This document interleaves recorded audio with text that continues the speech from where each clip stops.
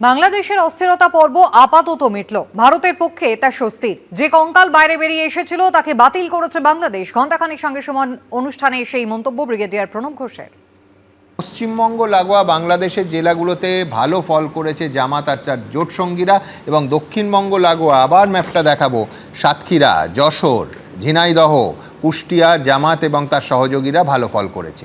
আবার উত্তরবঙ্গ লাগোয়া রংপুরে বা চাঁপাইনবাবগঞ্জে জামাত বেশ কয়েকটা আসন পেয়েছে। এই সবটা মিলিয়ে ব্রিগেডিয়ার প্রণব ঘোষের কাছে আমার অবশ্যই প্রশ্ন থাকবে যে ভারতের পক্ষে এই ফলাফল কি কিছুটা স্বস্তির বা আদৌ স্বস্তির, আর হলে কতটা স্বস্তির?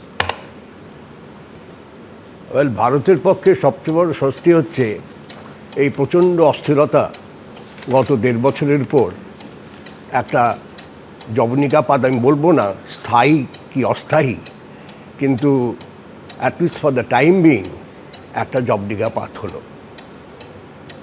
আমাদের দেখতে হবে যে ঠিক এরকম অস্থিরতা আমরা এর আগে দেখেছিলাম 71 অপারেশনের আগে।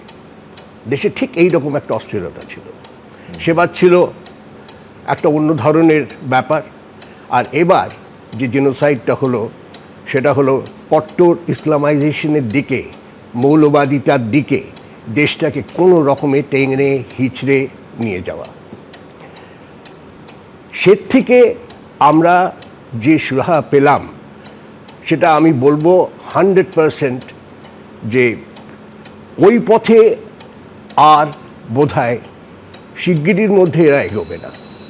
কেননা যে কঙ্কালটা এক্সপোজড হয়েছে সেটা রিজেক্টেড হয়েছে, এবং সেই রিজেকশনটা যেটা হয়েছে সেটা মেনলি হয়েছে বোধহয় বাংলাদেশের নারী বাহিনীর জন্য। নিজের দফতরের ঠিকানা বদল করলেন প্রধানমন্ত্রী নরেন্দ্র মোদী। এখন থেকে আর সাউথ ব্লকে থাকছে না পিএমও দফতর। শুক্রবার সেন্ট্রাল ভিস্তায় 3 ভবন বিশিষ্ট নতুন কমপ্লেক্সের উদ্বোধন করলেন প্রধানমন্ত্রী নরেন্দ্র মোদী, যার নাম সেবাতীর্থ। সেবাতীর্থ নামাঙ্কিত নতুন কমপ্লেক্সে পিএমও ছাড়াও আরও 2টি ভবন থাকবে। 2টি ভবনে থাকবে মন্ত্রিসভার সচিবালয় এবং জাতীয় নিরাপত্তা উপদেষ্টা অজিত ডোভালের দফতর।